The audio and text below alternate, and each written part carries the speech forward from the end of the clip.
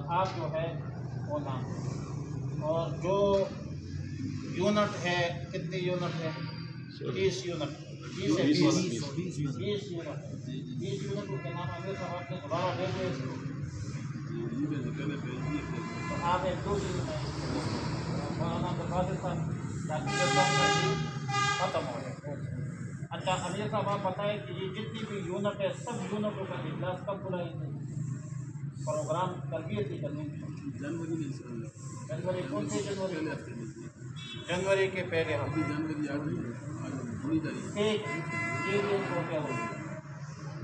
अगले बात जो मारूजी हालात अस्पताल में जो हालत का इशू है उसमें मौलाना शहाबुद्दीन साहब, मौलाना कासम साहब, मौलाना अब्दुल बासित साहब और मौलाना फैज साहब, आज चारों हज़रात आज रात को आ जाए।